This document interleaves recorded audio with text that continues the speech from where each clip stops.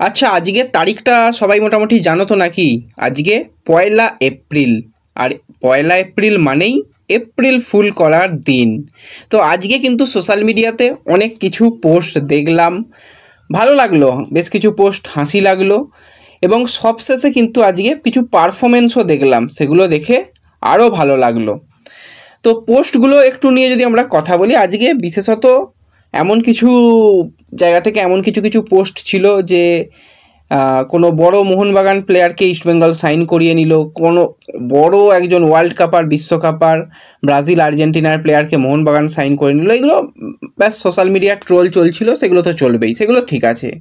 কিন্তু আরও একটা জিনিস আজকে যেটা ভালো দেখলাম, বেশ কয়েকটা জায়গাতেই চোখে পড়লো, সেটা হচ্ছে যে আগামী 2 বছরের মধ্যে আমরা দলকে চ্যাম্পিয়ন করব, এই যে একটা ডায়লগ ইস্টবেঙ্গলের কোনো এক ব্যক্তি দিয়েছিল। তো সেই ডায়লগটাও আজকে অনেক কিছু রকমভাবে মিম দেখলাম। তো যাই হোক, আজকে যে বিষয়টাকে নিয়ে আমরা কথা বলবো, একটু অন্যরকমভাবেই আজকে কথা বলতে হয়। কারণ আজকে যে ম্যাচটা দেখলাম, এই ম্যাচটা শুধু যে রেজাল্ট দেখেছি সেটা নয়, কিন্তু আজকের ম্যাচটা অনেক কিছু জিনিস আমাদের সামনে নিয়ে এসেছে। আজকে ইস্টবেঙ্গলের রিলায়েন্স ফাউন্ডেশনের ম্যাচ ছিল, যেখানে ইস্টবেঙ্গল 1-0 গোলে ম্যাচটা হেরে গেল। ইস্টবেঙ্গলের পারফরমেন্স নিয়ে যদি আমরা কথা বলি, ডায়মন্ড হারবারকে শুধুমাত্র ইস্টবেঙ্গল হারিয়েছিল 2-0 গোলে খুব সম্ভবত। তারপর ইস্টবেঙ্গল জামশেদপুরের কাছে হেরেছে, গোয়ার কাছে হেরেছে, কিকস্টারের কাছে আজকে হেরেছে, আর বাকি রয়েছে নর্থ ইস্টের কাছে, সেই ম্যাচও হারবে। এইটাই হচ্ছে ইস্টবেঙ্গলের পারফরমেন্স।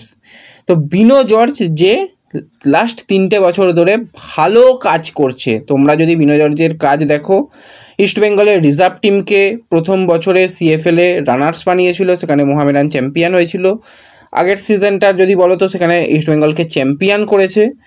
আর তারপরও রিলায়েন্স ফাউন্ডেশনের ন্যাশনাল স্টেজ, গ্রুপ স্টেজ সমস্ত কিছু চ্যাম্পিয়ন করে শেষ পর্যন্ত ফাইনাল পর্যন্ত খেলেছিল, এবং পরবর্তী সময়েও ভালো কোচিং করিয়েছিল। তো ওভারঅল পুরো কাজটা ভালো, কিন্তু হঠাৎ কি এমন হলো যাতে এত পারফরমেন্স খারাপ হলো? বিনো জর্জের কাজ কি? বিনো জর্জের মূলত কাজ হচ্ছে রিজার্ভ টিম, ইউথ টিমকে দেখাশোনা করা, সেটা রিলায়েন্স ফাউন্ডেশন এবং রিজার্ভ টিম। তো সেই জায়গাতে বিনো জর্জের এত খারাপ পারফরমেন্স হলো কেন?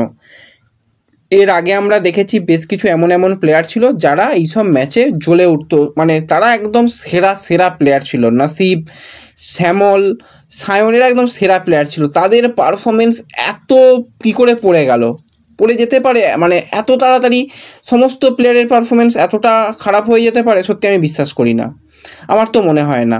একটা প্লেয়ারও দাঁড়াতে পারছে না, একটা পাস, সঠিক পাস নেই। আজকে যারা খেলা দেখেছো, মাথা গরম হয়ে যাওয়ার মতন খেলা, একটা সঠিক পাস নেই, একটা সামনের দিকে অ্যাটাক তৈরি হবে যে সেরকম অ্যাটাক নেই, কিচ্ছু নেই। আজকে ইস্টবেঙ্গল ছেলে খেলা করতে মাঠে নেমেছিল। ইস্টবেঙ্গল শট করেছে, সেখানে অনেকগুলো শট অন টার্গেটও ছিল, কিন্তু সেইগুলো যে পারফেক্ট অ্যাটাক সেটা নয়। ডিফেন্সের মধ্যেও প্রচুর ভুল ত্রুটি রয়েছে। গৌরব সাউয়ের উচিত যে যদি কোনো আই লিগের ভালো অফার থাকে, আই লিগ খেলুক। আজকে যে পারফরমেন্সটা গৌরব সাউ তুলে ধরেছে, গৌরব তো এমনি সুযোগ পাবে না, তো সেক্ষেত্রে যদি সে লোন দিলেও আই লিগে যায়, অন্তত গেম টাইম পায়।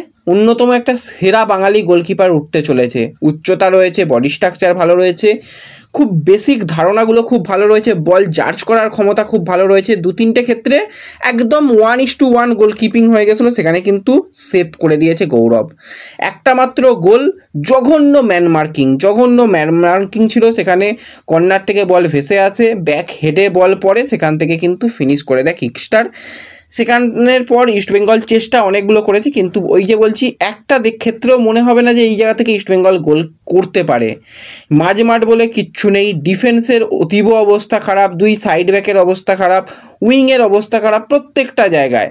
তার মধ্যে আজাদ নাবলো, নেমে বেশ কয়েকটা ফিল দেখানোর চেষ্টা করলো, কিন্তু একা তো ফুটবলটা খেলা যায় না, টিম গেম। তো সেখানে টিম গেমের এই অবস্থা। বিনো জর্জ কীরকম কোচিং করিয়েছেন, যেখানে যেখানে গোয়া ম্যাচে একটা ওরকম রেজাল্ট হলো, জামশেদপুর ম্যাচে ওরকম একটা রেজাল্ট হলো, তারপরও আজকে যেখানে কিকস্টার অনেকটা পিছনের দিকে দল, তারা আজকে একদম হাসতে হাসতে ম্যাচ জিতে গেল। এর আগেও কিকস্টারকে ইস্টবেঙ্গল হারিয়েছে, কিন্তু কি এমন হচ্ছে ন্যাশনাল গ্রুপ স্টেজে এসে এরকম জঘন্য রেজাল্ট হওয়ার কারণ কি, মানে আমার সত্যিই জানা নেই। আর যেটা পারফরমেন্স বিনো জর্জ করাচ্ছে, আমার মনে হয় না যে বিনো জর্জ এরকম পারফরমেন্স, এত খারাপ পারফরমেন্স দলকে নিয়ে করাবে। বিনো জর্জ প্রচণ্ড পরিমাণে কঠিন কোচ, যেই প্লেয়ার খারাপ করবে তার সাথে পার্সোনালি কথা বলা, তাকে দরকার হলে বসিয়ে রাখবে, কিন্তু পুরো টিমটা এরকম হঠাৎ করে সুইচ অফ হয়ে যাওয়ার কারণ সত্যিই আমার জানা নেই। ভিতরে অনেক রকম ব্যাপার থাকে, দলকে চ্যাম্পিয়ন করার মতন কথাবার্তা থাকে, কিন্তু আদেও কোনো কথারই দাম থাকে না, প্রত্যেকটা কথাই এপ্রিল ফুল বানানোর মতন কথা। তো আজকেও জঘন্য থেকে জঘন্যতর পারফরমেন্স, এবং ইস্ট বেঙ্গল এই যে ন্যাশনাল গ্রুপ স্টেজে 4টে ম্যাচ খেললো, 3টে ম্যাচ হারলো, একটা জিতেছে, গোল ডিফারেন্স -3, তার উপরে নর্থ ইস্ট রয়েছে। নর্থ ইস্ট কিন্তু 4টে ম্যাচে 4 পয়েন্ট রয়েছে, ডায়মন্ড হারবারেরও 4 পয়েন্ট, গোয়ার 6 পয়েন্ট, এবং কিকস্টার এবং জামশেদপুরের তাদের দুজনের 9 পয়েন্ট। তারা দুজনই কোয়ালিফাই করবে, বাদ বাকি ইস্টবেঙ্গলের তো হয়ে গেল, ঘন্টা বেজে গেছে, আর কিছু করার নেই। জঘন্য রেজাল্ট, কিচ্ছু বলার নেই। মানে এই ফুটবল ভাবতেই পারি না, খুব খারাপ লাগলো, যে প্রচণ্ড ম্যাচ খারাপ লাগলো। তোমরা ম্যাচ কতটা দেখেছো জানি না, যারা দেখেছো বা যারা এখনও দেখোনি একবার দেখে নিও, মানে কিছু বলার থাকবে না। আর আজকে রেফারি একদম ম্যাচ কন্ট্রোল করতে পারেনি, মানে ছোট্টখাট্টো যেগুলো ফাউল হচ্ছিল সেখানে দুই দলের ক্ষেত্রেই সেখানে বাঁশি বাজিয়ে দেওয়া, হালকা একটু বডি পুশ হলেই সেই জায়গাতেই বলতে গেলে একদম ইয়েলো কার্ড দেখিয়ে দেওয়া। প্রথম 90 মিনিটে টোটাল কিন্তু 8টা না 9টা মনে হয়, খুব সম্ভবত ভুল না করলে 9টা ইয়েলো কার্ড হয়েছিল। তারপরে আমরা দেখলাম কিকস্টারের একজন প্লেয়ারকে অ্যাড অন টাইম যখন খেলা চলছে সেখানে রেড কার্ড। তারপর WWE বেশ কিছুক্ষণ খেলা হলো, সেখানে ইস্ট বেঙ্গলের নাসিবকে আর আরও একজন কোনো প্লেয়ারকে রেড কার্ড হলো, 3টে রেড কার্ড হয়েছে, 9টা ইয়েলো কার্ড হয়েছে, আর আরও প্রচুর মাঝেই WWE লেগে যাচ্ছিল। তো রেফারি একদমই ম্যাচ কন্ট্রোল করাতে পারেনি। তারপরও বলবো জঘন্য পারফরমেন্স ইস্টবেঙ্গলের। আমি এই খেলা লাস্ট 2 বছরে আমি দেখিনি যে এত খারাপ ইস্টবেঙ্গলের এই রিলায়েন্স ফাউন্ডেশনের ছেলেগুলো খেলে, এত খারাপ আমি খেলা আমি দেখিনি, সত্যি কথা বলতে দেখিনি। আর জানি না এখান থেকে কি করে পরবর্তী সময় কামব্যাক করবে, আমার জানা নেই। তো এরপর যে বিষয়টাকে নিয়ে কথা বলবো সেটা হচ্ছে ডিমিট্রিয়স ডিয়ামান্টাকসকে নিয়ে। তো এই সময় তো সবাই ছুটির মধ্যে রয়েছে, সবাই যে যার জায়গায় ফিরে গেছে। এবার ডিমিট্রিয়স ডিয়ামান্টাকসের ক্ষেত্রে ব্যাপার, তাকে ইস্টবেঙ্গল অনেক আশা নিয়ে এসেছিল, যে লাস্ট ইয়ার গোল্ডেন বুট জিতেছে আইএসএলের সেই প্লেয়ার। এই বছর আইএসএলে 19 ম্যাচে 4টে গোল, 1টা অ্যাসিস্ট, টোটাল সিজনে 27 ম্যাচে মাত্র 9টা গোল এবং 3টে অ্যাসিস্ট। এবং তার দেখে কখনোই মনে হয়নি সে একদম প্রচুর ফিট রয়েছে। শেষ কয়েকটা ম্যাচে মেসির সঙ্গে জুটি ভালো বেঁধেছিল, কিন্তু তার আগে তার ফিটনেস নিয়েও প্রশ্ন থাকবে, আর বারবারই মাথা গরম করা।